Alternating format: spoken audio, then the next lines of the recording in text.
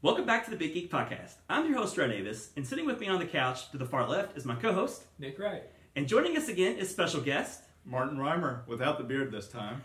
And today we're counting down the top 20 arcade games of all time.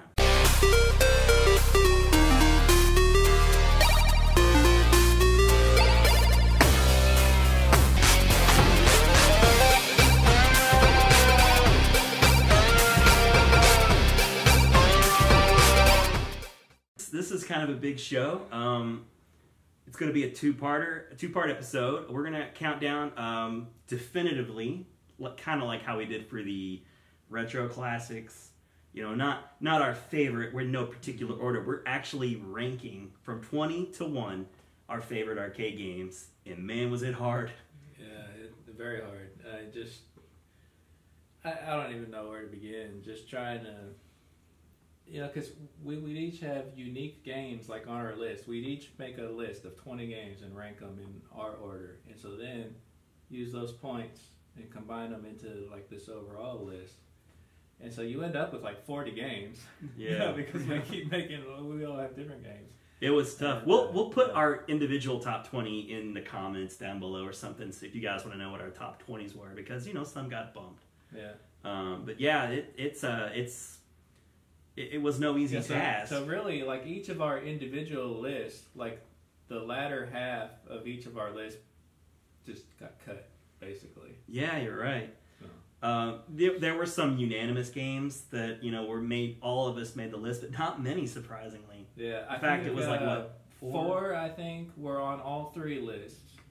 And I'd have to look it up. But then, like, another handful were, like, on 2 of our lists. And then the rest were just unique games. Right. Well, I mean, obviously arcades are, you know, pretty much extinct except for some places like Dave & Buster's and, you know, your bars where they bring back old games. But the list of games in our original list dated back from the 70s all the way up to the very late 90s. Yeah, and I don't know... like 2.5 decades worth of games to pick from. I don't know if it would have helped maybe if we would have, like, done this by, like, the 80s and then the 90s. You know, I don't know. We considered it. And that was part of the challenge, right? Because as you're thinking about your favorite game, and you're like, oh, well, I've got to have, you know, Mortal Kombat 1 before Mortal Kombat 2, so which one do I choose? And I think we kind of took a unique approach on that one where I believe we went with, like, kind of the franchise at that point. Yeah, we kind of combined some stuff. Because, like, you both said Pac-Man on your list. But for me, I was like, I get you. I understand. Pac-Man is the one that started it all. Yeah. But I like Ms. Pac-Man better. So, like, I had Ms. Pac-Man on my list while you both had Pac-Man. And finally, we ultimately decided, well, let's just combine them. Yeah. And so just say Pac-Man / Ms. Pac-Man. You know? Yeah, it's hard because, you know, in a successful game, it's going to get sequels. And some of these games had many sequels. And a lot of times, the most recent game is the best game, but you may not have those nostalgic feelings. Yeah, and the list wasn't so much about, let's do, like, the top order of, like, those sequel games. Yeah. But, like, encompassing, like, all of these arcade games. And so we felt that kind of justified lumping those together. Like Street Fighter. You know, there's, like, so many Street Fighter games. Well, we love Street Fighter 2. Let's not hash over which one's the best. Is it 2 or Turbo? Yeah. So let's just say Street Fighter 2 and be done with it. Yeah. So. Right. So, you know, we're going to do the 20 down to 1. So we'll do part 1, 20 to 10.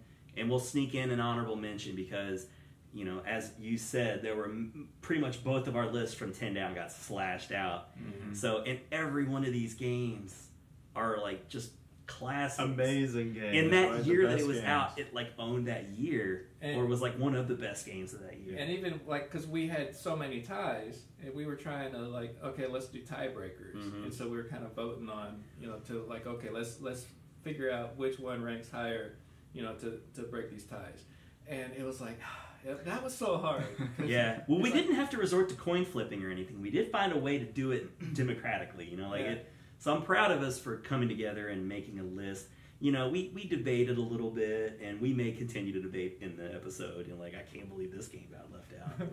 out. But it is funny. There were many games that were left out. There were many games that were left out, but there were times when, you know, one or two of us had the same game, the other person didn't have it at all, and you're like, what's wrong with you? You know, It's like, I love the game, I'm sorry. You didn't even think enough of that game to put it in your top 20?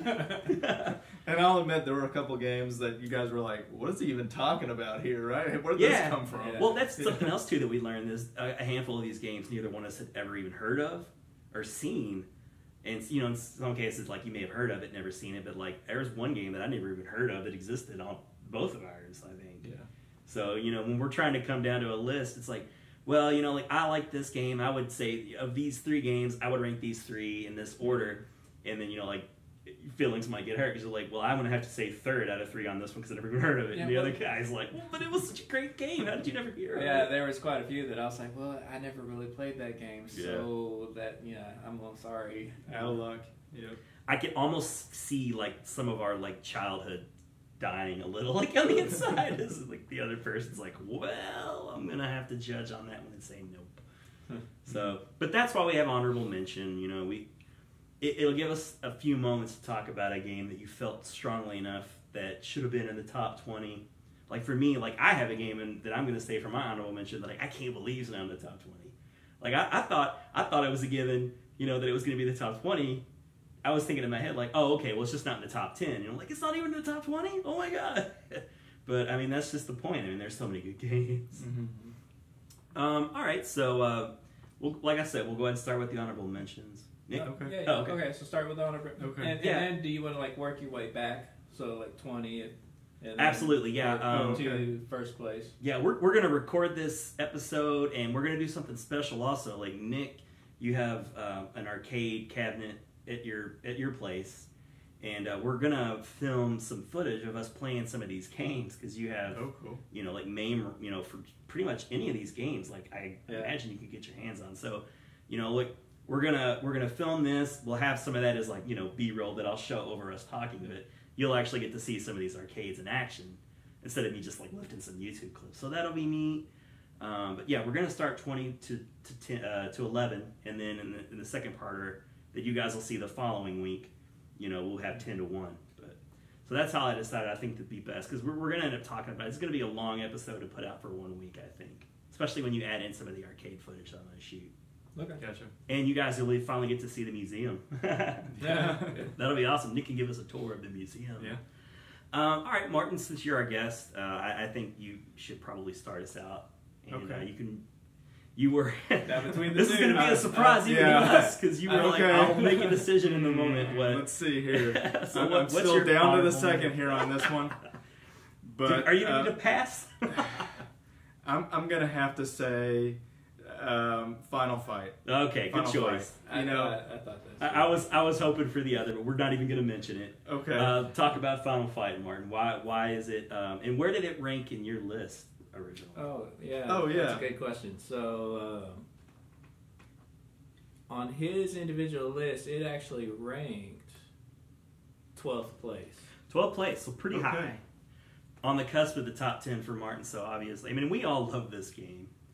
But what was it about Final Fight that, you know, was most attractive to you? You know, I think on the heels of Double Dragon, just Capcom coming out with a side-scrolling beat-em-up, and just the graphics in that game, the big sprites, just the replay value. Yeah. It just had everything there for me. It was next Right. level, wasn't it? You know, it was definitely like that next generation arcade game.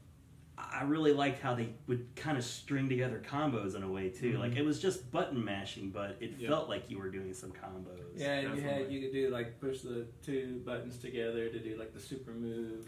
Yeah, I don't know how popular of a gameplay mechanic that was at the time, but it felt unique to Final Fight in a way. I Yeah. feel like it was kind of paved the way for others to follow suit in doing such things. Because Golden Axe was a popular game too around that time, but I don't think it had that. Yeah, I mean, I don't know if it was the believe so. first. No, I it just don't had the know. magic. But I feel like it's one of the first, if not the first. Yeah, and it's Capcom, so you are going to get those big, beautiful hand-drawn sprites. It's kind of a sequel in a way, sort of, The Street Fighter. The Street Fighter, Yeah. before Yeah, you we know mentioned the Street that Fighter 2 before. came out. We did mention that before. We did Bears mention it again. Yeah.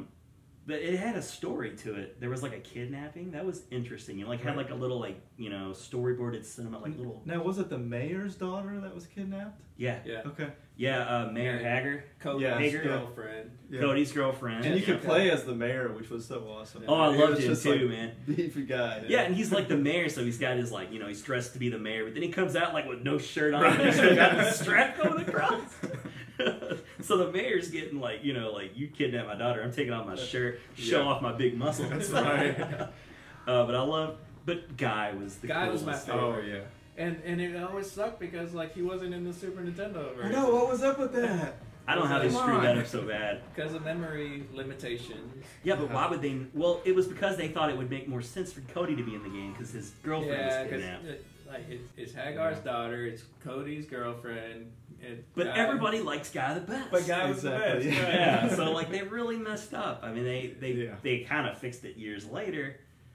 But then they had Guy, but they left somebody out. Was it Cody? I think it was Cody. Yes. Yeah, they Which had doesn't Final make Fight any Guy, sense. but they're still the same limitations. Yeah. So they cut Cody. But we're talking about the arcade, so I gotta say that Guy was for sure the best, and I think I liked Haggard second.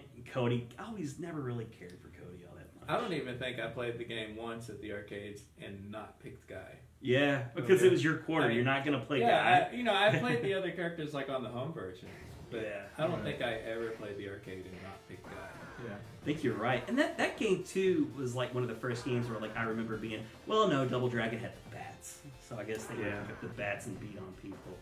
But everything just felt 10 times better. Well, the food pickups were all over the place, right? Yeah. For the health. Yeah, make sure you Yeah, get a lot of your weapons. street meat. Your street was that what it was called? Street meat? Your pot roast laying on the ground. Yeah. Make sure you pick And that up. it came out of a garbage can. That made things even nastier. It's all good. Just eat it. It's for your health. But yeah, that was awesome. The Skippy girls and the tight skirts. Oh, flying yeah. around. Yeah. Andre the Giant Boss. That's right. Well, yeah, that started that whole controversy too. That when the home version came out, because what was her name, Poison, or there was more than one girl. But Yeah, there was a couple different that sprites. they thought it was bad to beat up on girls, and so they changed the sprite to be a guy, and that started that whole thing. Yeah. Yeah, it was a different time. Late 80s. Was it 89 the game came out? Did we have the year of that? Yeah, we did have the year 89. You're right. Okay, so Nice. 89. Yeah. So they're not quite putting those don't do drugs disclaimer. Well, that was Capcom or Konami games, weren't they? Remember those? You have that blue don't. I do yeah. remember, but I'm trying to think if it was really limited to. It might have not been was just all over the Konami place. games. Yeah, I think it was quite a few. It's quite a few. Yeah. Yeah, so it's never been okay to beat on women, but but today now that would never fly. They would never allow that to happen, and they shouldn't. It's just terrible. Give me a break. But yeah, Final Fight is a classic game. I never really got that true or a console port. I don't think I had the Sega CD, which I think was supposed to be the definitive version.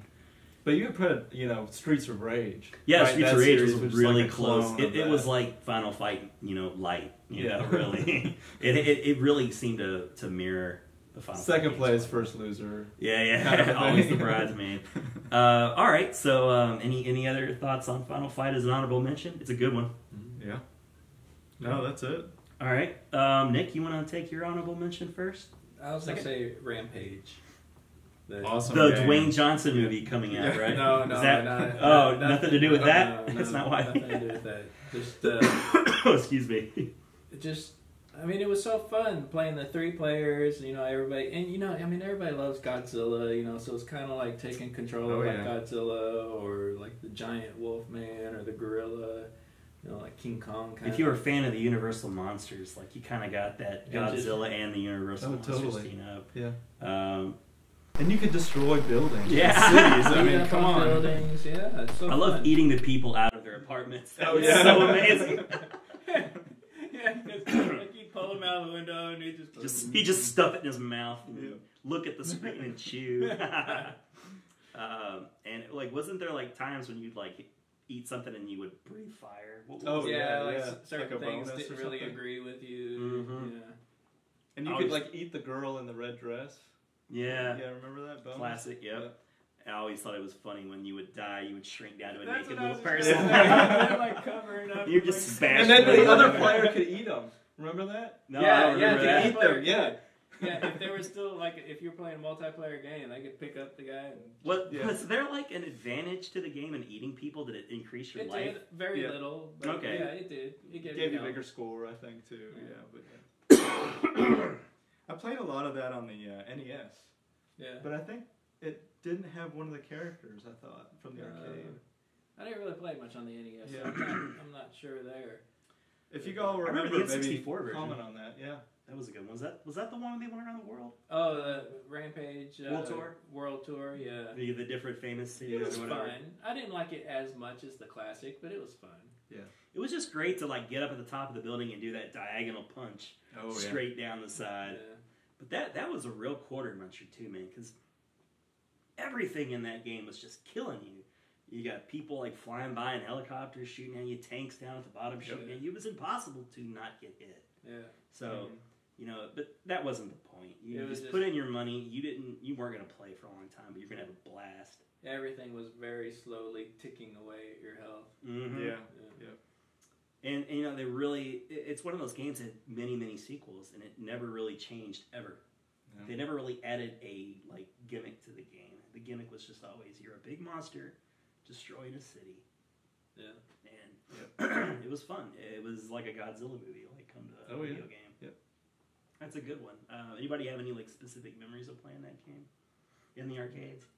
No, I mean, I remember playing at Aladdin's Castle, but I mean, nothing real specific. I always loved the games where you could get like multiple friends involved in at the same time. Oh yeah, that was really it for the arcades, And people right? could just like walk up at any time. You could be in the middle of the game, and you could just join in. Mm-hmm.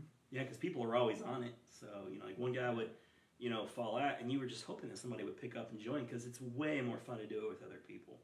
Yeah. And like you said, that's kind of the point of the arcades is that social aspect of it. But you're not competing against the other guy. You're just joining in on the fun. Right. But yeah, Rampage, I don't really have any specific stories, but it's a great game. It wasn't on my list. Where did that rank on? That was on your list, wasn't it, Martin? Yeah, that was definitely on my list. I actually, at one point, had the arcade cabinet. Oh, no way. Yeah, Where did you definitely. get that from? A Craigslist find. Some guy had it, you know, and had a heck of a time pulling it out of his basement. But That's the thing, right? It was super heavy. But Martin, yeah. I don't see it on your list. Where's it at? Oh, I could have sworn it was there, but maybe it didn't make it. It's on my list. Here, I'll be able to. Oh, okay. It's on Nick's list. Let's see. Oh, that's right. See, Yeah, it's only on mine. I had King of Monsters instead of Rampage. Yeah, so. yeah. But it ranked on mine. Now I've lost it. I saw it a second ago. There it is. 17th. Okay, 17. So pretty low, but It's low, but you say Rampage and everyone lights up. yeah. I mean, Everyone's played Rampage. It's 'cause like we were saying before, you know, like when we were making cuts, they're all great games. Yeah. You hate to see them cut. No, yeah. It's hard. You feel like, oh man, you know, like we got to give a game its due. And I was like, I was like right up front, like we're not going to sit and do a bunch of shout outs because it would take forever. So that's what the point of this honorable mention is. Yeah. It's so tempting to just want to be like, oh, this game, and then remember that game, and that was great. Right. But we want to keep this to like a you know, as condensed as possible because I have a feeling this is going to go on for quite a while. Yeah. Awesome game, 17th. But I mean, you know, because like Rampage, like I'm the only one that even had it on my list, and it was 17 out of 20 on my list. Right. And like, but when we were talking about Final Fight, I mean, that was even higher on Martin's. That was 12 out of 20. That's just going to give you an idea. It still got cut. It still got cut. Yeah. So you know, I guess that takes me to my honorable mention, and it's one that it saddens me that it didn't make the cut, but I was the only one who ranked it, and that's Space Invaders. Yeah, and you know, I mean, I totally agree with you that. I mean, that game is just legendary. It is legendary.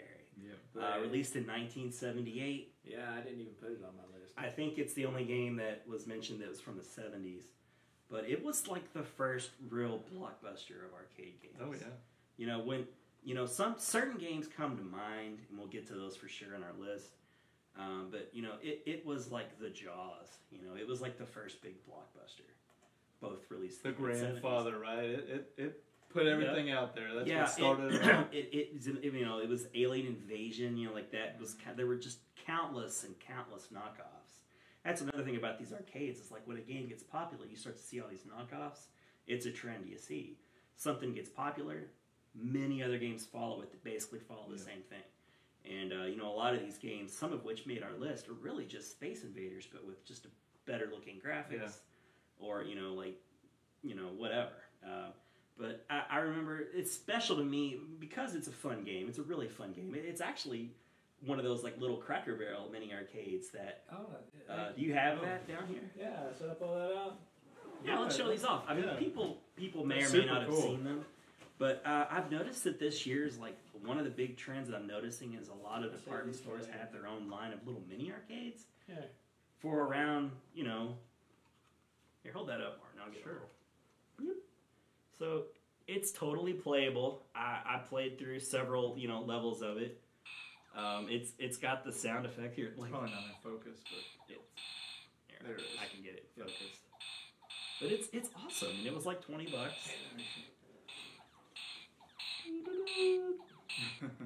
There it is. Awesome. Look at that. Oh, it's so classic. Let's see the side art. Side art. Oh, side art. Look at that, man. Oh, does that not just make you think arcades? Like right there. Oh, it turned off. But yeah, this was how much, Nick? $20. $20. Yeah. So, you know, they have pretty much all the games we're going to mention. They have versions of those. Yeah. Not all of them, but the games that they sell happen to be on our list. So. Yeah. But, you know, that's a big thing I've noticed. Like, Walmart's got their own special line. I've seen them in Toys R Us. Cracker Barrel, of all places, has... And they're the coolest, I think. Yeah, and I bought a Frogger version not too long ago. It's a lot bigger than that. A little bit bigger, But yeah. It's got pretty good... These actually have keychains. I guess you can take those keychains off, which I'm glad you can. That was the first thing I did. Yeah, Like, rip that keychain off. I don't need that. that. But that's how small it is, you know? It's actually, you know... It's a little bit big to put in your pocket. Yeah, you're not going to be able to put that with in your your pocket. keys, but... It's awful as a keychain. Yeah, it's terrible as a keychain. Who thought that was a great idea? Just because something's kind of small doesn't mean it has to be on a keychain. But it's from Cracker Barrel, I guess. You throw anything on a keychain. But yeah, Space Invaders, it's special to me because it was my grandma had, you'd mentioned having the Rampage arcade. My grandma had Space Invaders in her awesome. Yeah, like in her basement. And I spent hours playing that thing. I just thought it was the coolest thing in the world that my grandma had Space Invaders at her place. And I just, you know, like as a kid, I just remember playing that so much. And I played it in arcades and stuff too. I remember seeing that places like Chuck E. Cheese and playing it there. But, you know, it holds a special place in my heart. I recognize it as being one of the granddaddies, and it's still really fun to play. It's been featured in a lot of like pop culture type things. You guys remember that episode of Futurama? Oh, yeah. Where Fry like, tremble in fear at our 3 different kinds of ships. gets in the tank or whatever, and he's like drinking the like Slurm and like cranking out the Rush. And they got the like, you know, the gigantic real life Invaders coming down, and they're coming down in their revolver. What was the thing that he said?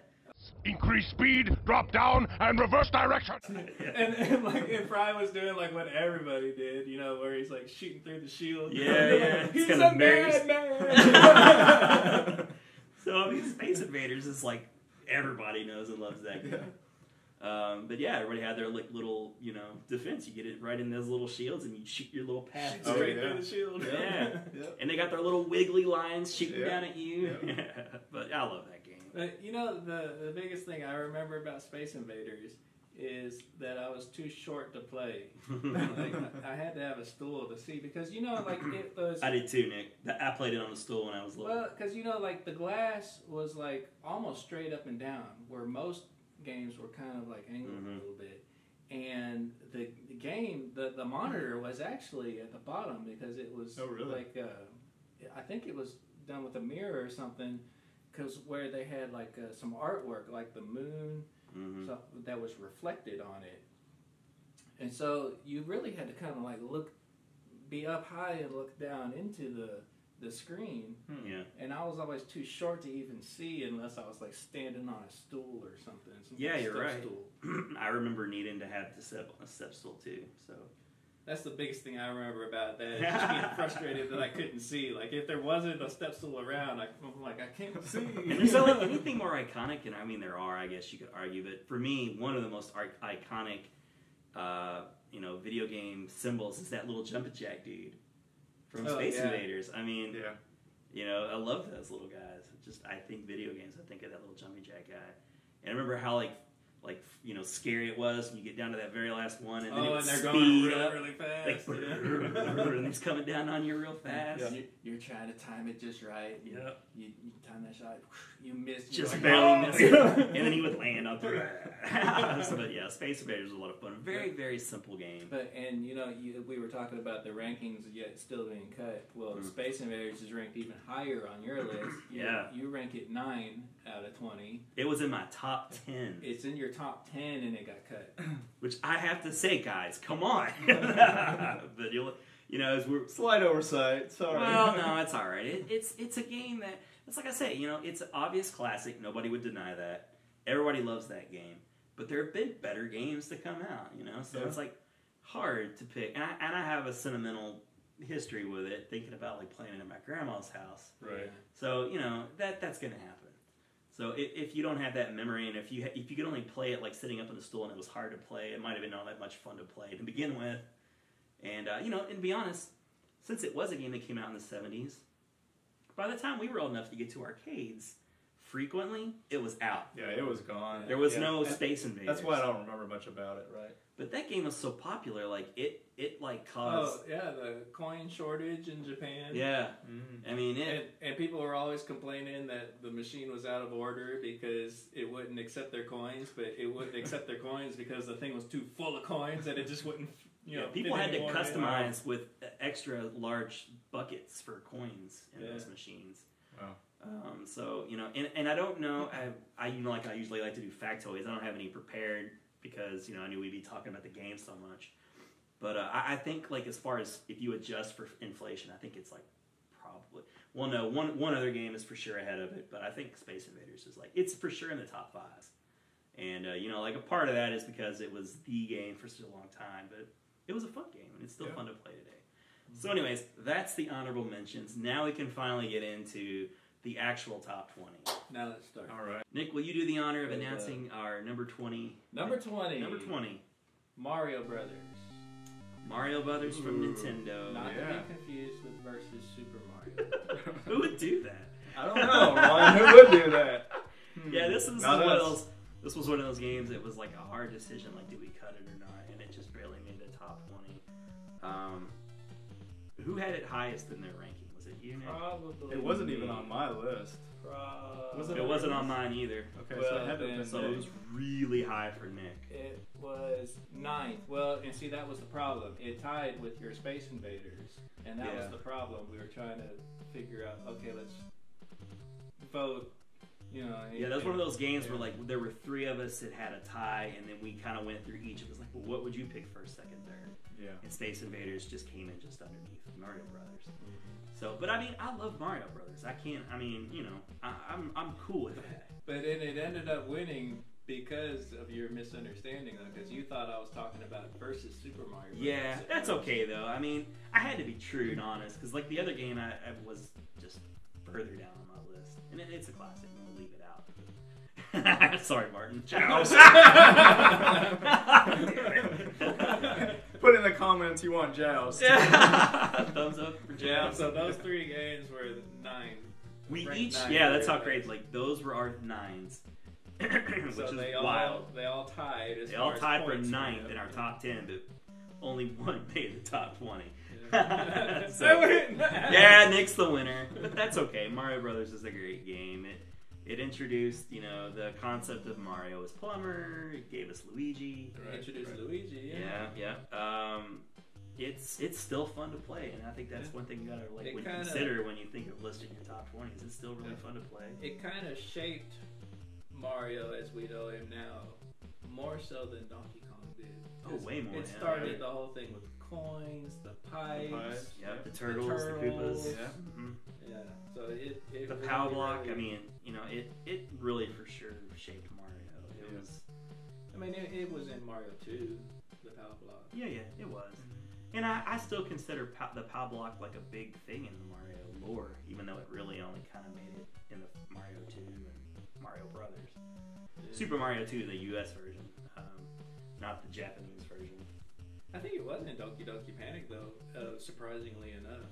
Oh, the POW block was in Doki Doki Panic? Really? I'd have to go back Ooh. and try it out and play again, but Maybe that's how they got Doki Doki Panic. Nintendo was going to sue them unless they relinquished the rights. I remember. It all came down to the power. We won't take all your money, but we're going to make a game out of Doki Doki Panic. It's going to be Super Mario Brothers 2. I remember a few things that were surprisingly unchanged in Doki Doki Panic that I thought, well, that's really a Mario thing. Why?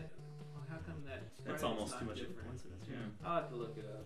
Okay. Anyway. All right. I believe you. Yeah, Mario Brothers, a classic two-player game. I remember that there was a gas station just within a bicycle ride of my house, and they had that. They had that in track and field, and Mario Brothers was the easy winner for that because track and field was over in a second, and you really had to like hit hard. And, I didn't really like that. It didn't feel like much of a game to me. You know, and it's really cool to me that on the Nintendo Switch, the arcade version of Mario Brothers just recently came out. Versus Mario. Yeah, because it's the very first time the arcade version has been like re-released on anything, and not like the Nintendo version. The Nintendo sprites. Kind of the watered down version, but actually it's a really colorful game. It is. It surprisingly pops, and that's a Nintendo hallmark, I guess too. Like their games always pop with good, like pretty colors. That's a really awesome game. Mark, do you remember playing that a lot in the arcades yourself? I do. I can't remember if it was at a movie theater or a local arcade, but I remember a lot of frustration with that game. Yeah. Well, it wasn't those tight controls like in Super Mario Brothers. Yeah. Yeah, they're really slippery the way they moved around. I kind of like the sound effect though that they would kind of like make when they move around. But in the two-player games though, you know, you're bumping into each other instead of just usually in like a two-player game you just pass through. Yeah. And so you collide into each other and kind of mess each other up and get each other killed sometimes, which added to, I think. Yeah, it's not so much cooperation. It's just like you just both happen to be there. Yeah. The one thing I remember was, you know, the platform jumping was a little bit different than, say, Super Mario Brothers, so it always threw me off, right? Oh yeah. It was like a little bit shorter, especially when you retroactively play the game. That. But so you're coming into Mario Brothers having already played Super Mario Brothers. Right? Yeah, I played Super Mario Brothers first. Okay, yeah. I definitely played Mario Brothers first. Yeah. Oh, it's so much different. I can see where that would really. You can kind of self-correct in midair a little bit in Super Mario Brothers. There's none of that in Mario Brothers. Right. Yeah. And I also hate it too, like when you were playing two players, where you would tip a turtle, you go up to knock him over, and the other guy would accidentally hit him back and flip him over again, and he would bite you. It's like, dude, it's like, the two players was almost never to your advantage. Yeah. But it was still fun. It was still great. I would always prefer to play with two people. Yep. Cool pick. All right, so I guess that takes us to 19. 19th place. Oh, it was Afterburner. I think that's a Martin pick. Yeah, awesome Sega game. I mean, just the joystick, just the feedback, the graphics. That's one of those games too, where like you had like multiple different kind of cabinets. Like you could play it stand up, or you could get lucky and find one of those like sit down nicer ones. Yeah, the environmental system was really awesome. And they had those speakers behind you, and you know it was one of those like immersive games. Oh, definitely. And the graphics were beautiful. And Top Gun was huge at that time, so if you like that movie, like you know a lot of us did, you know it was awesome to be able to sit down at Afterburner and play. And that's what I always thought of when I played Afterburner. Oh yeah, and I think that's what kind of did it for me was the Top Gun reference and just the fact that you could get that on the Genesis too. Yeah. Which is the carryover. I mean, I didn't have a Genesis at the time, but that was really one of the games that I wanted on Genesis. I had it, and it was a pretty good port, you know. Yeah. I mean, all things considered. Yeah. But Sega arcade games, I mean, for me, Sega is way, way, way up there. Sega is arcade, right? Yeah. I mean, you think about the games on our list. I mean, I don't know how many are from Sega, but there's quite a few of them on there. I mean, some things, a lot of times when I think of the death of Sega, I think of poor decisions in their business, like with the home consoles. Mm-hmm. But another big part of that is the arcades become irrelevant. Yep. And Sega was, like you said, they were arcades. You know, I don't even know how many arcades they made. Hundreds. A lot of games you wouldn't even think of were Sega games were made by Sega. I can't think of one off the top of my head, but sometimes I'd see a game and I was like, that was made by Sega? I didn't even realize that. But yeah, so like when arcades become irrelevant and, you know, couple that with their bad decisions and not being able to sell a lot of consoles, they lost that edge of being able to port those exclusive titles over. Yeah. So, you know, whereas they stayed above water with like the Master System and the Genesis, you know, you were always, and that's why I was a Sega Genesis fan and a Sega Master System fan, was the Sega arcades. Yeah. Well, you know, you talk about being surprised at the games having the Sega name on it. Like, if I'm not mistaken, like Frogger, Konami owns the rights to right now, but if I'm not mistaken, the marquee. I think you're right. Sega on the marquee. I think you're right. Yeah, and so. so when I don't think of that as a Sega game. I think you're absolutely right. I wonder if they distributed that, maybe. Who knows? I mean, if you were making an arcade game, you for sure want to get Sega on board, Oh, right? definitely, yeah. So, you know, like, even if it was one of those situations where it wasn't developed in-house, you get it distributed, it becomes a Sega game. But, you know, Afterburner was definitely a really cool game. Yeah.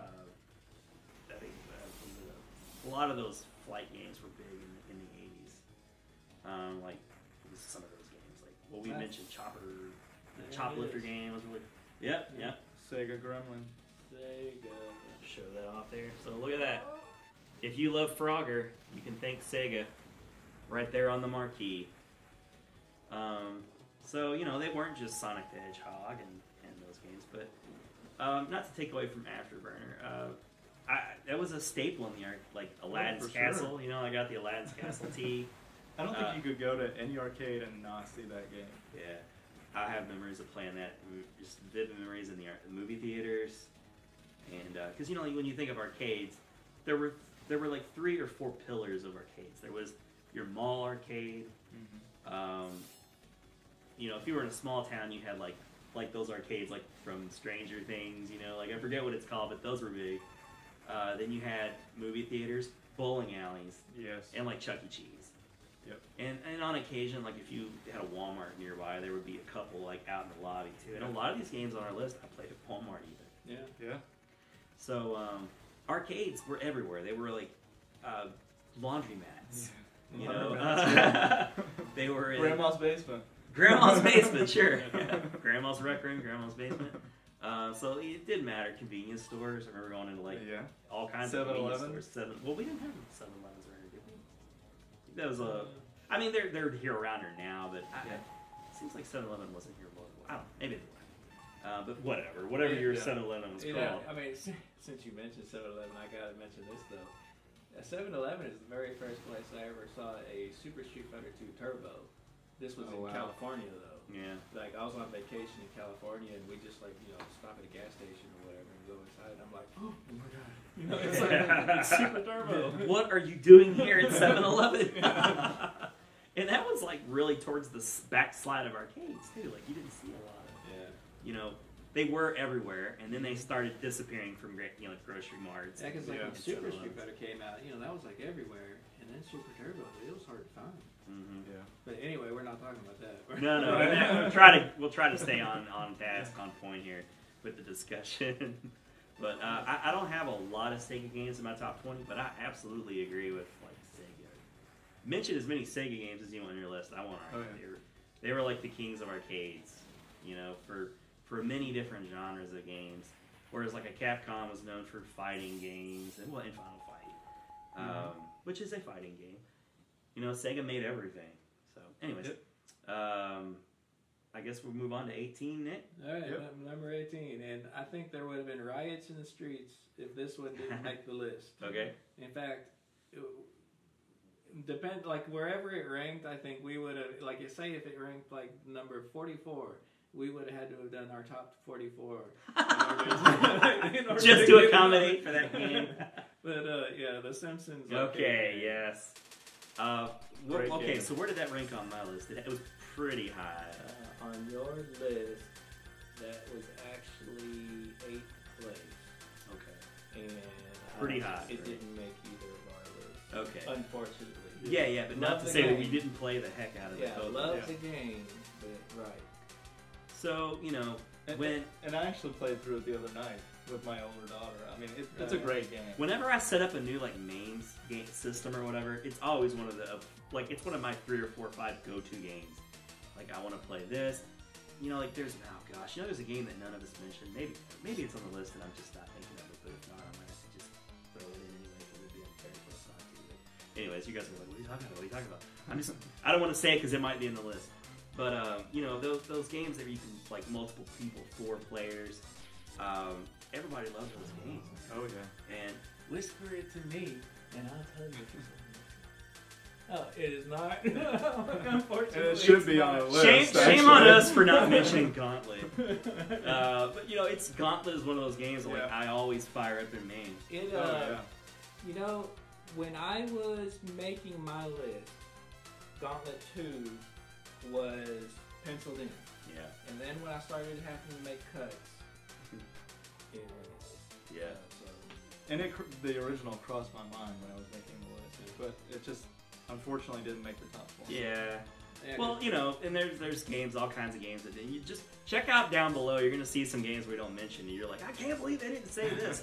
It's probably down below in the comments. You're gonna get 60 games down below in the comments with some overlap, of course, but there's a lot of games. You already know Mark said the Gauntlet didn't make the list. Gauntlets in our hearts and minds. Our thoughts and prayers for Gauntlets. It was an awesome game. When I wrote it down, I was sitting there thinking about, oh man, you know, the voiceover, the like Red Wizard. Oh my god, yeah. The more we talk about it, the more I regret not putting it on the list. But this is not about. But it's not about that. We're talking about the Simpsons arcade game, which is a better game in my mind. Okay, I was a mark for this game from the get-go. Those Konami games were awesome and amazing. The graphics were great, but I was a huge Simpsons fan for many years. It was my go-to show. And I still enjoy it, but I don't really watch as much. It's still going on for like 30 years, whatever it is now. Forever. But when I first saw that in the arcades, it just blew me away, man, how good it looked. Yeah. It didn't look impressive. much different than because remember The Simpsons had like a kind of a rough look to it in the beginning, early seasons? Yeah. Plus, we're watching it on the old TV is not the high definition. True. TV, so it's already looking kind of, grainy. Because I remember literally saying that it looks exactly like the cartoon. And it holds up insanely well. Yeah. It holds up insanely well. I've got a Let's Play that we recorded with Logan that I still need to like edit. Like, there's reasons why it's not out yet. I have to find ways to fix it. The production of the thing didn't turn out like I wanted. Well, maybe we play it again. Maybe we just need to play it again. I'd play it again. It's awesome. But you know, I liked playing all the characters. They were all super fun. I liked how you could team up with characters. Like each one of no matter who you wanted to team up with, they had a special kind of thing to go on with them. Yeah. You know, like Homer and Marge would form the ball or like the circle. Oh, I forgot about that. You just keep finding like little secrets like all throughout. Like like if you had enough people, you could pick up the police car and stage. Oh yeah. And that show or that game came out only in the second season of the show. So there are a lot of characters in that game that don't even make sense. Like if you were to think if they were to make a version of that game now, they'd have endless amounts of side characters. Yeah. But it had it had Smithers and Mr. Burns and Maggie and Homer, Bart, like all the families there. But like they even since it was only season 2, they were using some of those Matt Groening carryovers from his other comic, with like the rabbits. Something hell, I forget what it was called. I forget the name. Yeah, but it didn't even matter because the family was so perfect. Like, I think now, I would love to have, an unlockable Flanders or something to play as. That would be amazing. Somebody please make that game again. It's still on the air. Why can't they make another, arcade beat-em-up style game? They should, yeah. And release it on, PlayStation or whatever for $20. Yeah, I'd buy it. I'd buy it in a heartbeat. Oh, yeah. In an instant. For years and years and years, I saw that game in arcades, movie theaters, and just hanging on. Oh, yeah. You'd hear Homer dope. You're like, oh, I hear the attract mode for The Simpsons going. Right. And it was just because it was so fun to play. Yeah, you'd always hear Bart and Lisa when they would do their tag team, and they'd be like, yeah. You'd hear that from a mile away. What was it about those 4-player games where the red character had that short range? have like the Sai with short range. I remember Lisa had a really short reach too. Lisa had the jump rope. She had the jump rope. Homer just swung wildly, I guess. Marge had the vacuum, which is kind of like, you know, misogynistic, I guess, in a way. I guess it's just because Lisa was so small to begin with. But Bart had a skateboard. Bart was kind of small, but he had his skateboard, and so I love that he would ride around on that skateboard too when he would move. Yeah, It's that so was great. cool. The animations were fantastic in those games. Did they have Bartman in that at all? I don't think so. Okay, Well, so this was yeah, pre-Bartman. they did. But did they? When they would fly in. Well, they all had super. Everybody flew in as like a kind of a superhero when they lost a life and they'd come back in, and Bart was Bartman. Okay. remember, Shame on me for not remembering that. I totally remember like the flying in like a superhero, but Bart's was like purple, I guess. Yeah. I think Bartman was purple. Yep. Good old Bartman. So yeah, I would love to do a show in the future on just The Simpsons alone. So to put it in the arcades is a no-brainer. I would have ranked it as high as I would have had to. Like you could have been like, Ron, it's not gonna be the top 20. I'm like, all right, fine, number one, number one on my list. Keep it out now. But thankfully, I didn't have to because the guys were like, oh yeah, The Simpsons. That's a good game. We're gonna leave that in. And what was it on mine again? 8? 9. 9. No, 8. Yeah. Okay, so one of my top 10s have made it into the list at least. What else can we say about the Simpsons arcade game? That was fantastic. I love it. Yeah. All right. What's next for us? All right, number 17. 17. Ninja Gaiden. Ooh, yeah. Very controversial in the way that it came out on the NES. It's a completely different game. Yeah. But that game sold millions because the idea of the Ninja Gaiden game was so awesome. I like the NES game, and I think I may have said this before, but I always preferred the arcade version. Oh yeah. And it nobody ever got the arcade version. Atari Lynx. Atari Lynx had it. Yeah. And Oh really? there was a DOS PC. I was gonna say on a computer. That was awful. Imagine that. And I own it, but it's awful. That had that really strange mechanic of the little red button on the arcade stick. Remember that? You had to hold that in, I think, to hang on to stuff. Or am I misremembering? Well, there is a grip button, but I don't know. Some may have been that way, but not all. Okay. Because the one I remember the playing ones had I that red usually button. played had 3 buttons, and so there was a jump, an attack, and the grip. But Okay. So they must have had some with 3 buttons, and one was a grip, and then the one that I remember playing had the grip yeah, button in because the actual I'm not going to stick. say that some didn't have it that way. It might have. And that was a That's not unique how thing I to would Tecmo. play. Like, I think Tecmo had some other games that were like that, too. They had the little red button in the grip. So I don't know why they were in love with that thought or idea. I honestly don't remember playing this game in the arcade. Really? Yeah, I love I don't it. know. It just You're missing wasn't. out, dude. I just don't think it was in any of the arcades in my area. I love the grip button because you would go and stand underneath a bar, Mhm. and so you'd hold that button and you'd grab onto it and then attack somebody, Then right? you just kick people. And you could either aim for the behind you or in front of you, and kick behind, kick in front, and just knock them down. It's one of those games like it forced you along. Remember that? Like it kind of forced you along.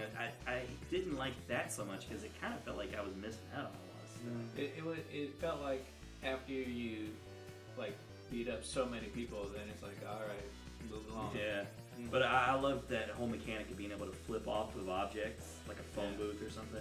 Yeah, you could run up to a wall and backflip off of a wall, flip off of that bar you were hanging on. I always thought it was a cool animation how when he would run, he always had his hand on his sword, Yeah. but you never used the sword. Unless you picked Oh, up really? the power up. Yeah, that's true. There's a power up, and then you could use a sword, and that would just tear people up. Oh yeah, but I guess that's why they had it. It had to be a power up, you could just run around slicing people up. I love those guys in the Jason masks. I felt like it was such a great enemy.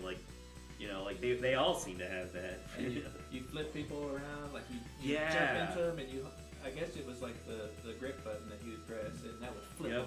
And you would just do that constantly, That's all I would do. Is Yeah. just flip that guy, flip that guy. It's like flip playing that Double guy. Dragon when you just do that constant kick thing up in the air. It was so powerful. And it's another one of those games that was real cheap because enemies would sneak up from you on both sides.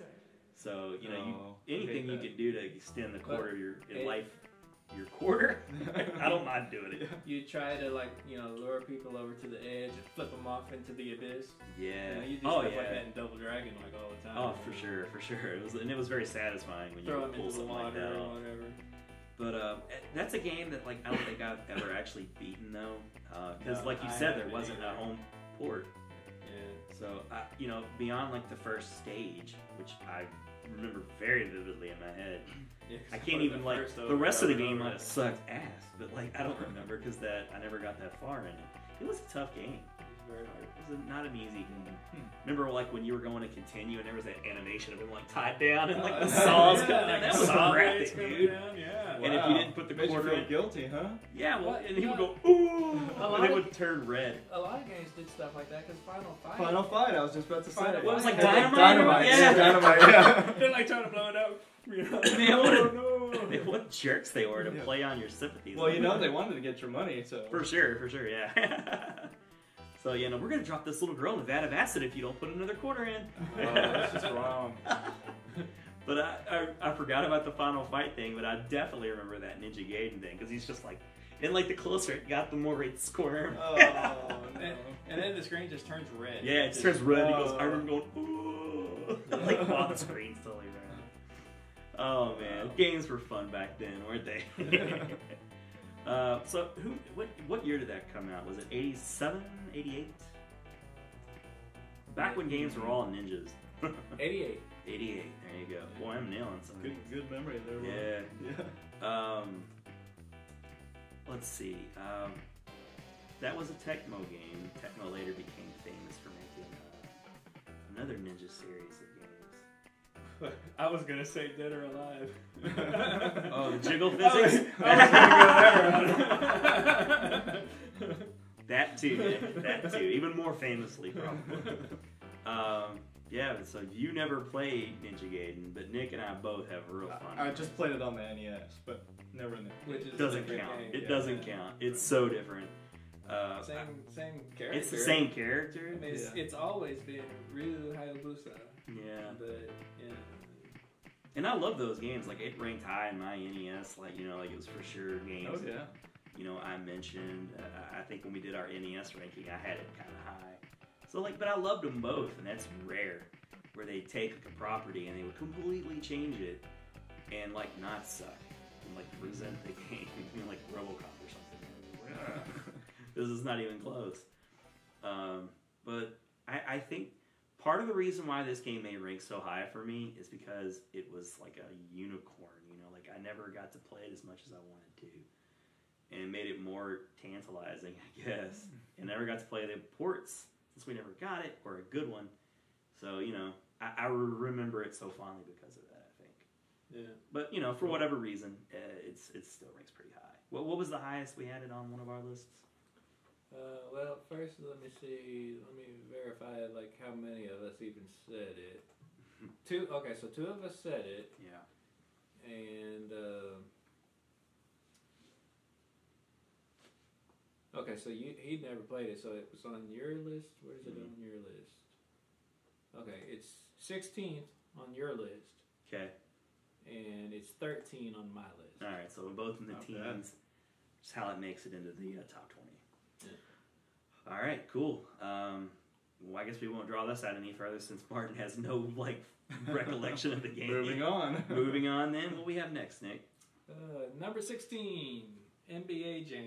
Oh, yeah. Boom shakalaka! He's on fire. He's on fire. Boy, that was a fun game. Everybody knows that game. Everybody knows and loves that game.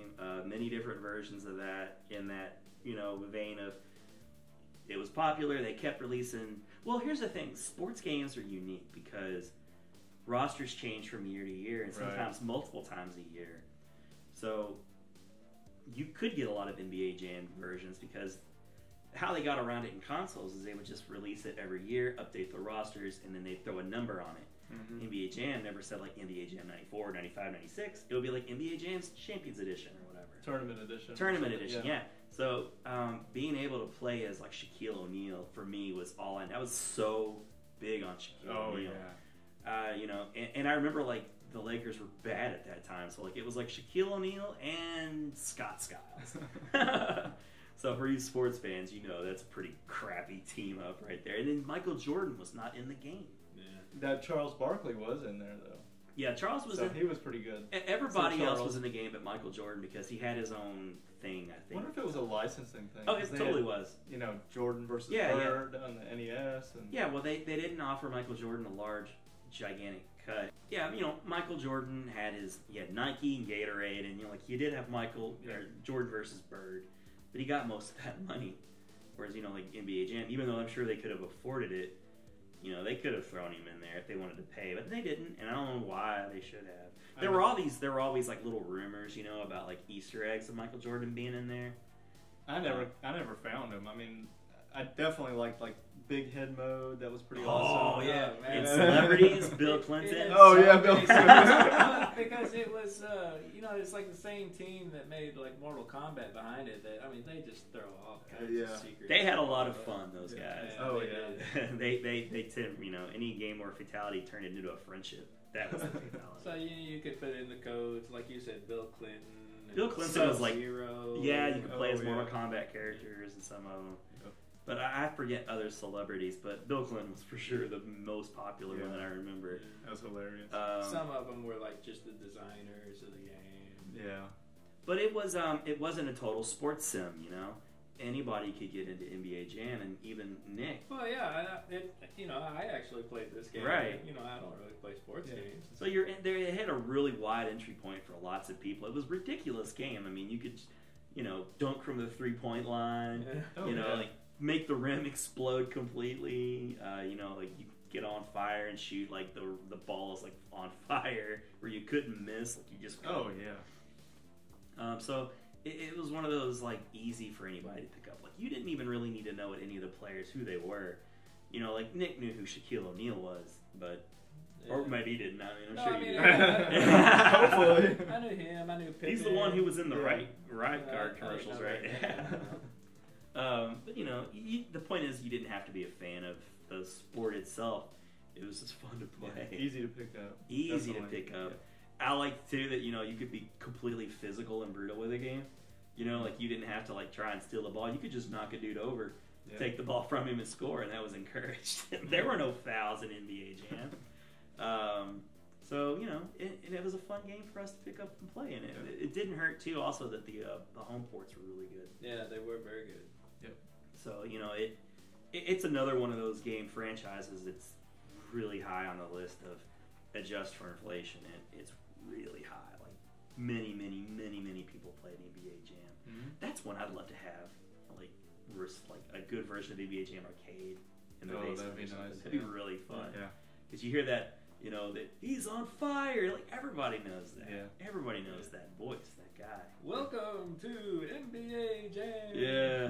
And that's another one of those games where, like, I want to say I first saw it at River Falls Mall, like the big mall that we used to love going to see all the big, most popular arcade games. I remember when it came to Aladdin's Castle, like at Jefferson Mall, that you were already familiar with it. Yeah. And you got, because we were both there, and you got super excited that it's here, and you're like, Nick, you gotta play this. Yeah, please play this with me. You're gonna love it. And I was going, you did, and you liked it so much you even got a 3DO game that was loosely based off of it. Wow. That made Nick's favorite 5. Oh wow. Yeah, I guess that's true. It was like kind of like NBA Jam-ish. I did give that game a try though, I guess, because I was playing NBA Jam at the time. You're not wrong. Okay, all right. Don't make me a liar. Probably one of the few people that own a 3DO, right?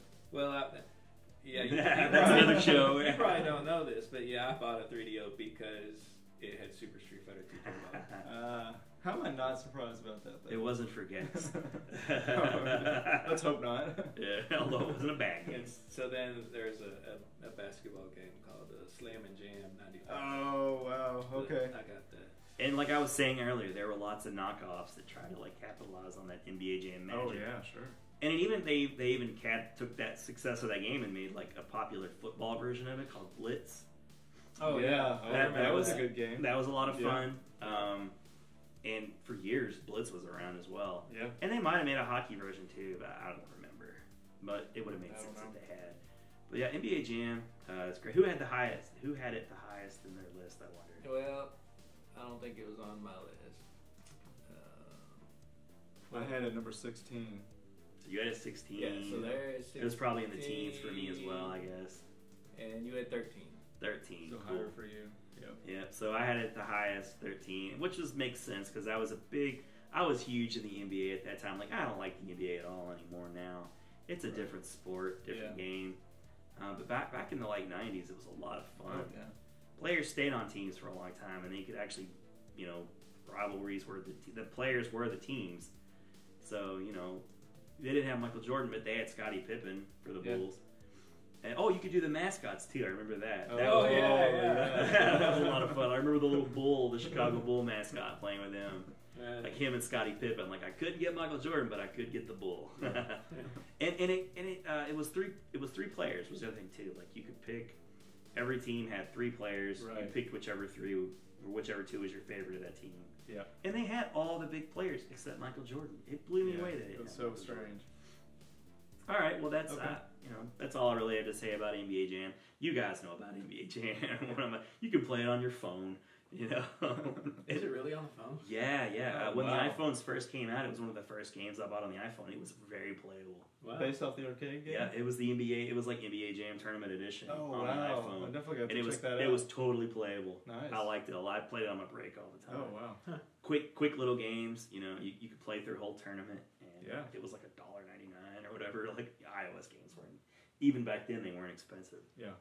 All right, so what does that bring us up to next time? For next on the list, Nick? Number 15. Number 15. Metal Slug. Oh, Metal Slug. Okay, well, that wasn't a game that even made it on my list. So it must have been fairly high for me. Well, I don't think it was on my list either. I think it might have only been one. I know it was on my list. Well, hopefully it was on one. Yeah, well, we got a big problem here. Yeah, it was only on one, so it was Martin that got it Which on I'm kind of surprised it's not on your list, Nick. Well, I thought you're a big fan. We all like Metal Slug. Metal Slug. Yeah. But I mean, other things just came first. But yeah, it was 7. So it was 7 on your list, and that got it up to 15. So wow. So that's the stakes are getting. Like once you get up to like 7, you get all those points. Yeah. Lots of points there.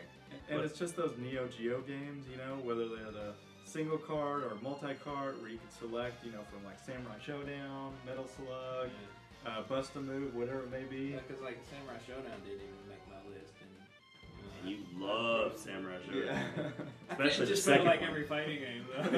Yeah, right. You could easily do a top 20 fighting game. Well, maybe not so easily, I don't know. I'm sure you'd like to try. We'll have to do that sometime. That'd be fun. But yeah, so SNK games for me, I have a weird relationship with SNK games. Not really weird. It's just I don't always really consider them arcade games. Really? Yeah. Why? Man, I totally consider them arcade games. They're expensive. They started arcade. The first time I ever saw them was like for sale in like a Babbage's or whatever. I remember seeing them. I consider the home version of Neo Geo like the fancy. The fanciest. Yeah, I know, and it was like arcade graphics, but I'm not trying to like invalidate that the you list. could plug into your TV. But I think the fact that you could get multiple SNK games in a single cabinet. For me, like I think that's pure genius. It is. Think about it. It totally is. It's a genius move because you're consolidating. Well, for sure. I was gonna try to argue with Play Choice 10, but those were Nintendo. The home Nintendo. Those were NES games. Yeah. So, I guess and it's my only bugaboo with the SNK games and why I didn't really consider Metal Slug. Like I love Metal Slug, but like all my memories of Metal Slug are playing at home. A lot of those Neo Geo games would have a standalone cabinet also. Yeah. You just usually saw the one where you could choose between 4. Okay, maybe that's which one did you see that had a standalone cabinet? Well, that's one. Very few. I don't know.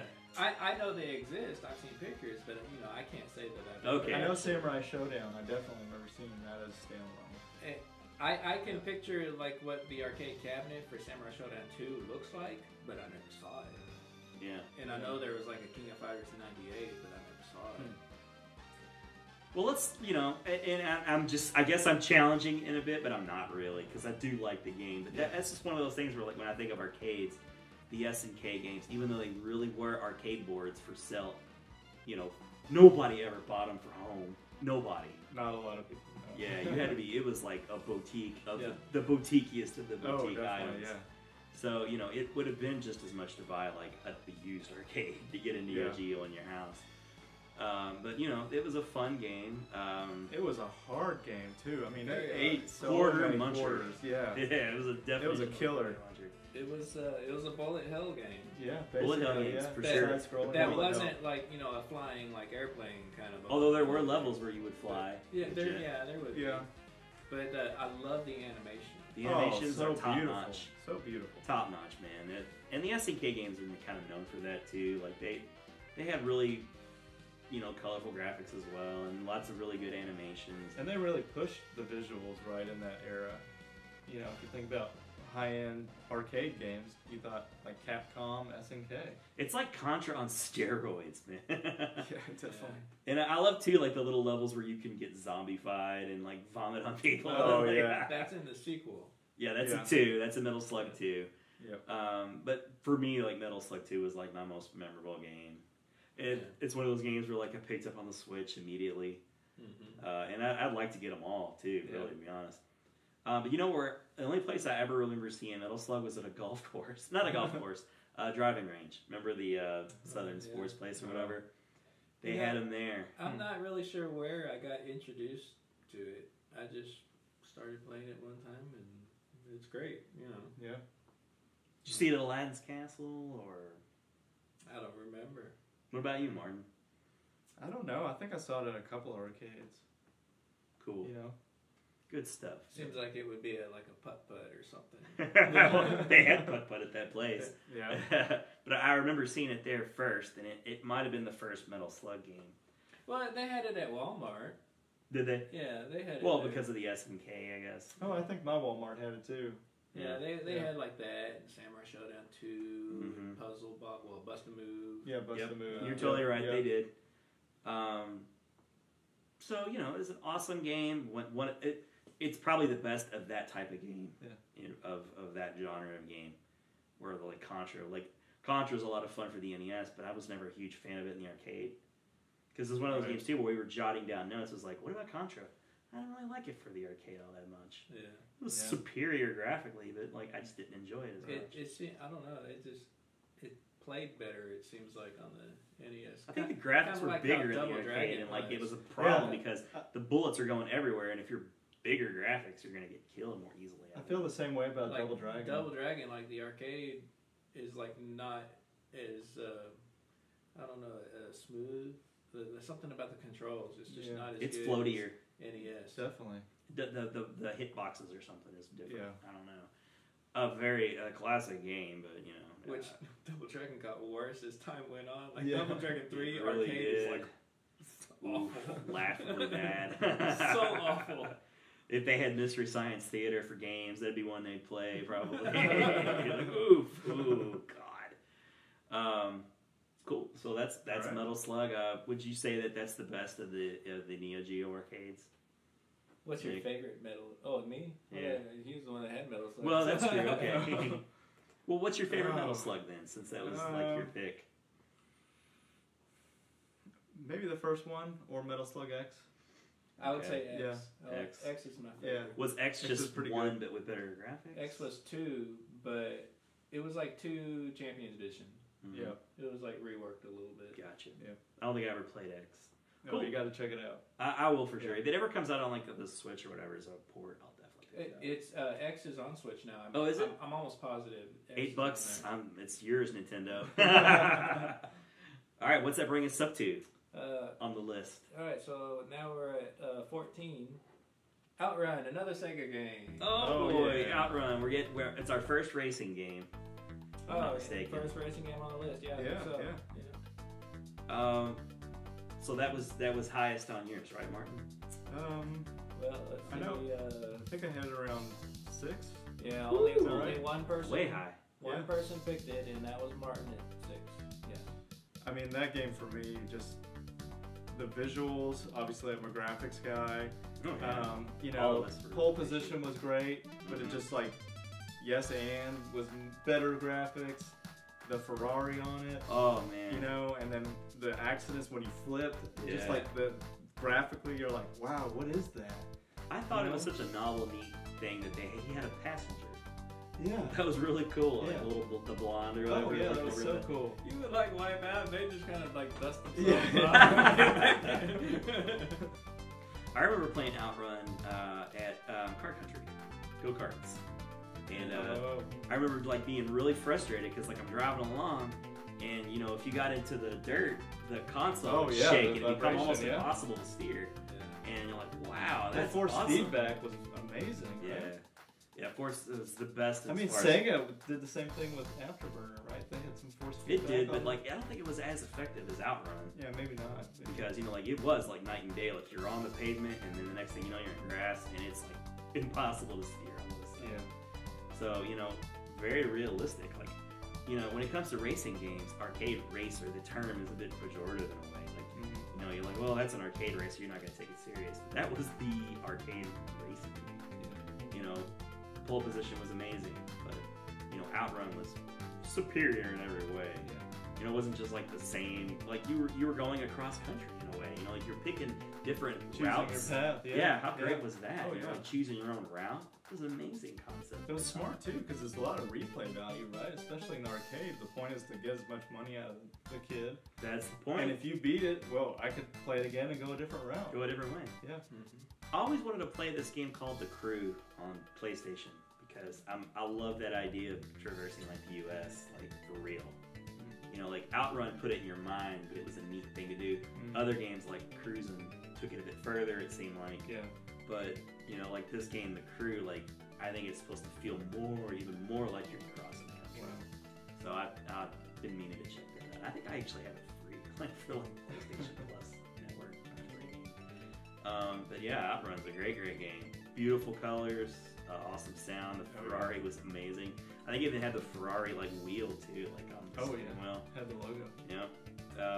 The shifter I was always just obsessed with shifters in any racing game. The more realistic the shifter, the better. Just like that hard driving game or whatever. The game was it was impossible to play it if you be honest, but it was a lot of fun because you had a shifter, like the most realistic shifter.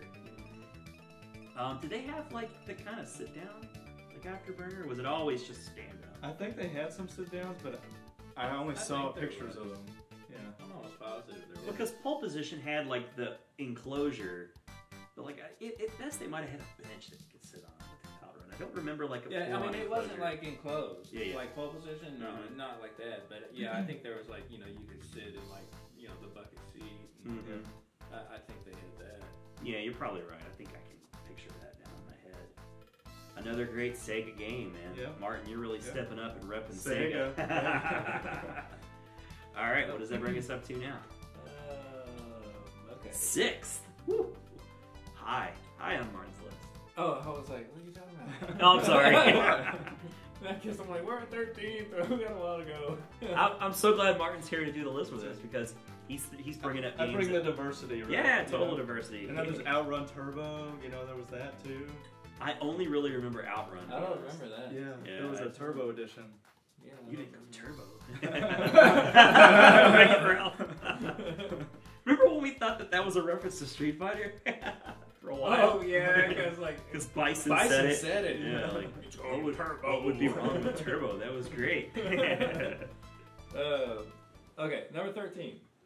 Spy Hunter. So another kind of a car game, but not a racing game.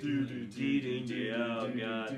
How did they get that Peter Gunn scene? Like, has any other game taken a licensed song and put it to such good use? Yeah, I don't know, but yeah, amazing. I don't think that game would have been nearly as successful without it. Probably not. If I'm being honest, it would have been fun, but yeah, I love the game. It's definitely what drew me in. Right. Oh yeah. Right. Yeah. Like, it's catchy. You walk over to it, and it's super fun to play. But for me, and I think I had it really high on my list. It was a fun game. Like I was at that time in '83, I was really big into Hot Wheels. Like I played with them all the time. And the idea of having like the little machine gun, like you had the oil slick and for the power ups, the smoke. but you shot with those like dual barrel machine guns up front. Oh yeah, It was so like cool. James Bond. It was like a It was mixture of so definitely many James things. Bond. Yeah. It was James Bond. It was Knight Rider, like with Kit. Like he would, in Spy Hunter, he would come out of the trailer bed of the truck, just like how Knight Rider would kind of do. Yeah. It had so many things overlapping that I loved, and that together with that song, is a very hard game. And if you notice with that, it was Spy Hunter. It was always Spy Hunter you could hear really well. Other games you could never really hear It them. was cranked up really but loud. they cranked that up, right? Yeah, there's probably like a rep. Now who made that? Was that Sunsoft? Well, they had the port, I think, in the arcades, but I'm not sure who actually made the arcade. It was Midway or something. But yeah, it had that mechanic of it was that narrow road, or the road, and it would get narrow in places. It was pretty easy at first, and if you got going too fast because you had the slow, you couldn't keep going slow because there would be like enemies that would come up. Like remember the cars with like the rims that would stick out and crash you. Oh yeah. You had like the armored car that would bump you really bad. Valley Midway. Valley Midway. Yeah.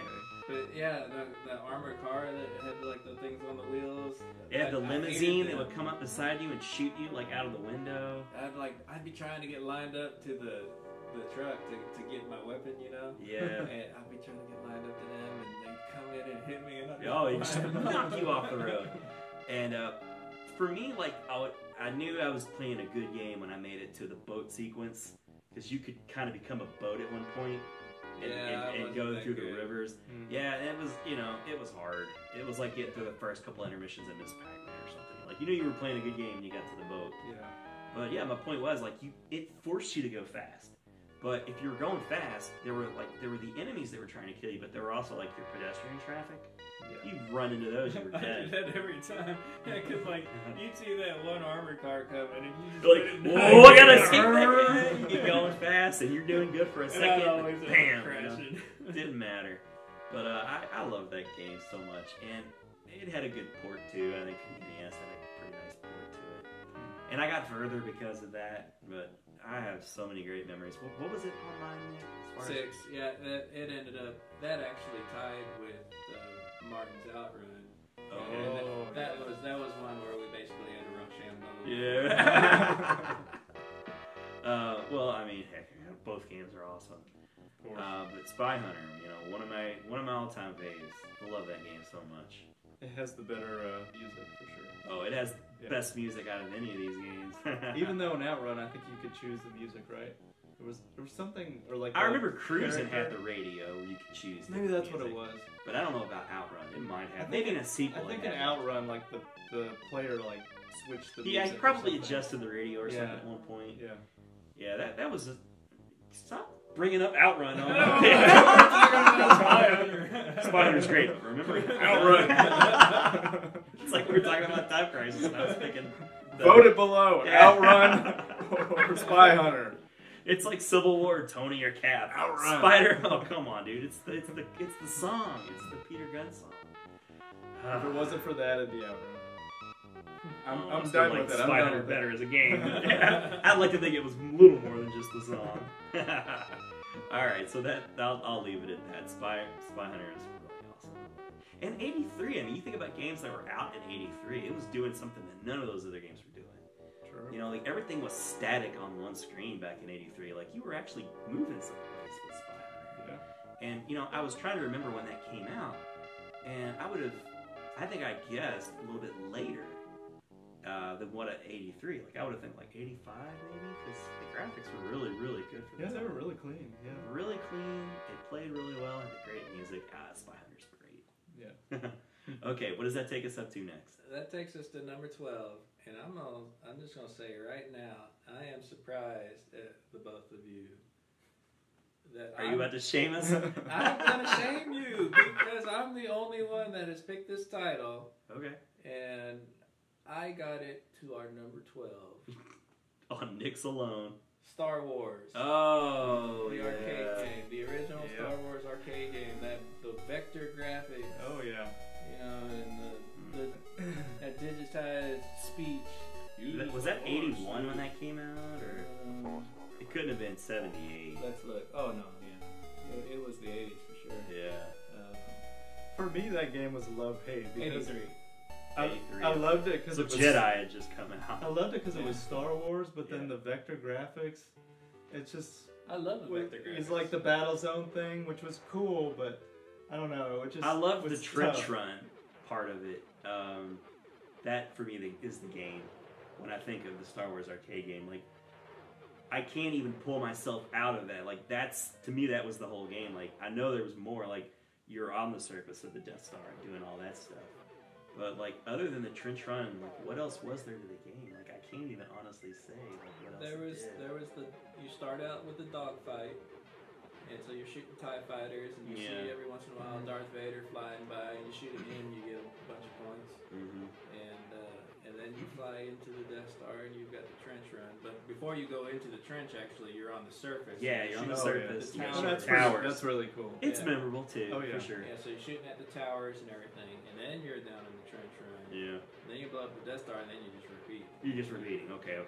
Well, that was a big thing in arcades back in the day. You repeated and just try to get the top scores, get a high score. Wait, and they had the controller. Oh, the controller is I love awesome. the controller Yeah. and the Yeah. cabinet. Just the look and the feel was amazing. Oh yeah, and it had the environmental cabinet that you could sit down. Also, you could either get the stand up or the sit down version. See, I never experienced the environmental. Me neither. Stand-up. Oh. Yeah. Me neither. Always later. Like it's another one of those games Maybe like if Space you all Invaders had where it was out. experienced that, Maybe. you might have picked the game on a list. It's like Space Invaders. It's one of those games where if you didn't experience it at the time, it was gone. By the time it was starting to come back, just as people picking it up, like, oh wow, Star Wars, we'll buy that. Yeah. You'll see it at a flea market or an arcade expo. Now, did you all know there is an Empire Strikes Back vector graphics arcade game? No. It's No. exactly like Star Wars. Is there a battle Hoth? but it's A Hoth battle? Really? You do. It's got AT-ATs like in the vector graphics. Wow. Mhm. It's not nearly as good as the original Star Wars, but Well- it does the Hoth battle, and then it goes to like Asteroid Field, and I forget what the third thing is. I know there's like three things. Just like I get one of them's I guess just kind of a dogfight, just like the first game had. But For me, like It's the knowing that exact game same came out style. in '83, it makes me wish they had an additional part. Like if you blew up the Death Star, wouldn't it be great if they went into like the bikes? Yeah. Like that would be a cool scene, like through the forest, the speed indoor. bikes. Well, there is a Return of the Jedi arcade game Okay. that is not vector graphics. It's kind of it's weird. It's like it's kind of an angled kind of point of view, and the very first board is with speeder bikes. Yeah. And you can like the Ewoks are like sitting there like ready to set traps, and Can so you shoot 'em? if you go by the trap first, like they'll pull like a tripwire or something that will people follow and will get held up on that. And or like they'll do like the logs coming together or something like that. But you have to be the first one. Like if a bad guy goes first, then they'll set the trap and it'll hit you. Yeah, it's funny that when you mentioned Star Wars, like I was immediately like at first thought of the newer Star Wars game that came out in the arcade. It's like the ones that were on rails. It was like a shooter. There's actually quite a few more recent ones because there was one I know that Sega made in like I don't remember, late 90s, early 2000s. It was around the time when they started re-releasing the original movies. Well, and it was around the time the 32X came out because it was on the 32X also. So 95, 96. Yeah. So then. And that was one of there's the that one. games to give that they took. So there weren't many games to pick up really. Yeah. But that was one that you could because it didn't come out for Genesis, and I don't think it came out for Saturn. And If I'm then it not seems mistaken. like there was maybe two other ones because I know there was one like just a few years ago, like that Pod one that came out. But I feel like there was one before that also that came out. Yeah, it wasn't uncommon to see a Star Wars game of some kind in the arcade, but the Granddaddy Vector arcade is obviously it belongs in the top 20. I'm glad that you ranked it high enough to get it in there. And But, it was one of my favorites. So. yeah, I know, and I'm sure it's probably one of those games where like you see it in an expo or something, you want to run up and play it, and that usually makes it at the shows, I think. Well, it's there about half the time. I feel like it's hit and miss. Yeah. Yeah. It's for sure a classic. Vector graphics are just such a, such a thing when it comes to arcades. It's not at all a home console thing. It's very much an arcade, late 70s, early 80s. Yeah. You know, games like Asteroids, you know, where it was like mostly vector. Yeah. Well, you had to have a special hardware monitor for those, so. Battlezone, yeah. You know, we were all Star Wars fans, right? Growing up in you know, the 80s. So, you know, who wouldn't want to climb into a TIE fighter or an X-Wing, I'm sorry. And you had those like little X-Wing things at the tops and the bottoms that you could see. Yeah, you could see like the cannons. I mean, that was first-person shooter before first-person shooters right there. Yeah. So, you know, to get that, you know, kind of sort of realistic cockpit view. Mm-hmm. I don't know if you guys ever had the means, but the PSVR Battlefront, the first Battlefront game, had a VR special download that came out where you could actually pilot an X-Wing. And I think I had you try it. Yeah, I tried it. That's very so cool. Fun. So just being in an X-Wing is one of the most thrilling things you could, you know, for a grown adults like us. I think the best thing is just like looking around, like you're sitting in the cockpit. And just like, if you turn around, R2's in the back. You're just looking around in the cockpit. Cool. Yeah, I'm a big fan of the PSVR. It's cool stuff. But that's one of those things where like you could buy the game for like $15-$20 and it's a free download. You owe it to yourself if you got a headset to buy that. I wish Martin could see it, but there's no way. I'm not gonna. Yeah. It's a shame, man. But if you have like vertigo, you can't experience VR. Skip on that. You don't want to get sick. It's serious business. No. All right. Anything else we can really mention about Star Wars? Nick, you shamed us. Rightfully, you hit us over the knuckles. I've shamed you enough. Okay, we can move on. All right. Okay, number 11, Shinobi. Ooh, oh yeah, big time game for me. High on my list. It's a Sega game, so it must be on Martin's list. Let me look. Oh, I'm in the wrong thing. Well, 1987. 87. I was thinking 88 in my head for some reason, but 87 makes sense too. Oh, well, believe it or not, it's not on my list. It was only one of us, so it was on yours? Really high on my list. Oh. It might be in the top 5, I'm not sure. Maybe... it's number 5. Number 5 for me, so... Oh, so that was actually one of the ties then that we had to tie break before the show. Because that tied with my Star Wars, which I was doing. Oh, okay. Shinobi is the only reason I bought a Sega Master System. I had to have that game. It's one of those games I saw everywhere. Walmart, arcades, putt-putts. It was all over the place. Yeah. Beautiful graphics. Oh, amazing. And then the first-person ninja throwing. Yeah, the bonus stages, which I never completed ever. Yeah. I was never any good at those. I've completed like the first one. The first one? You know, now and then. It's not like... It feels like luck if you it really does. Because you have an unlimited supply of stars, so you're really just like jamming on that button. Yeah, when I have completed it, it felt like luck. Because it just seems like they just slip past you and just like jump in at you. Yeah. The Ninja Magic, oh my god, that was such a cool thing. You'd only get like one of them or whatever, but you'd get into that tight spot, and it's not the only game. I mentioned Golden Axe had that similar thing where you'd press a button and it was like a special attack. But I mean, if you were using it against just a trash mob of enemies, it would clear the whole screen. But of course, you try to save it for the boss, because the bosses in that game are really, really, really hard. Even like the first one, it looked like Shredder kind of. He would come off the screen. You could only hit him in his head. You could only hit him in his head. But then it would get ridiculous. Like I remember, there was a level where it was like statues, and there was only certain vulnerable points, and you'd shoot a statue and it would crumble, and another one would drop down, but it would move in on you at the same time. So you're rushed because it's moving in on you from right to left. And they're also firing at you. It's just the game was designed to take your money for sure. Which is funny because we had a friend that we went to in middle school who claimed he could beat Shinobi on one corner, and I said bullshit to that. No, you can't. And the best thing in the world happened. Shinobi had kind of been out of arcades. It was not in popular rotation anymore, about around 89, 90. We'd all gone to one of those places, and boom, they had a Shinobi cabinet. And I remember I gave him a quarter. I was like, you beat that on 1 quarter. And of course he was like, well, I'm a little rusty. And he started dusting off every excuse in the book. Rusty. These controls are a bit loose.